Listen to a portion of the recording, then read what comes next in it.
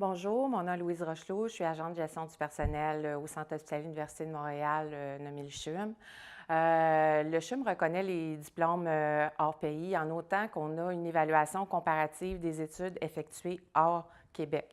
Cette évaluation comparative-là est délivrée par le ministère de l'Immigration du Québec. Donc, c'est important quand les personnes arrivent qu'il y ait faire cette demande-là parce que nous, pour chacun des postes, on va exiger un diplôme académique spécifique qui est rattaché à ce type d'emploi-là.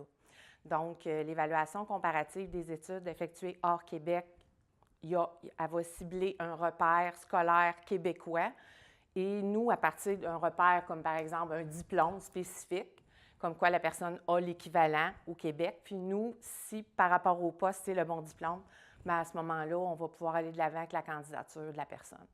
Le CHUM ne va pas attribuer des postes ou des affectations uniquement sur la base des exigences ou des compétences. Il y a toujours une formation académique qui est exigée puis qui va être attachée au poste. Par contre, chaque poste a un profil de compétences. Ce profil de compétences-là, on va l'évaluer lors de l'entrevue. Donc, toutes ces compétences-là sont mesurables lors de l'entrevue. Les nouveaux arrivants, souvent, ne vont pas inscrire leur expérience pertinente qu'ils ont pris hors pays dans leur CV. Ils recommencent à zéro, ils pensent que ça ne compte pas. Par contre, ils ont de l'expérience qui est transférable ici.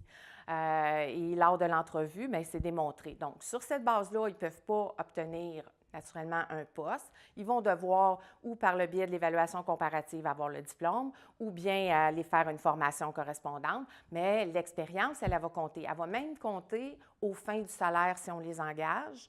Ils vont devoir présenter une attestation conforme de l'endroit où ils ont travaillé.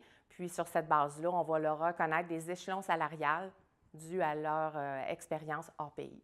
Le CHUM recommande aux employés la reconnaissance des acquis et compétences, nommée RAC.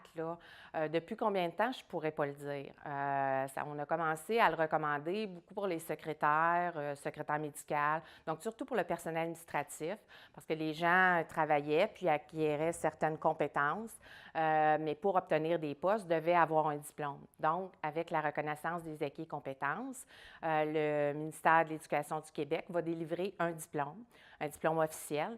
Puis là, les personnes peuvent à ce moment-là postuler sur les postes qu'on a à l'interne et poursuivre leur carrière au CHUM. Donc, c'est ce qui était une très bonne chose pour nous et pour eux. D'autant que c'est beaucoup moins long. Donc, c'est quand même, si tu as déjà des compétences acquises, tu n'auras pas à refaire tous les cours. Tu vas en faire juste certains. C'est beaucoup moins onéreux également. Et le CHUM va défrayer jusqu'à une concurrence de 60 les frais pour l'évaluation du dossier de la personne, parce qu'il y a une évaluation qui est rattachée à ça. Et par la suite, la personne elle peut tout simplement poursuivre sa démarche de RAC pour obtenir un poste. Voilà.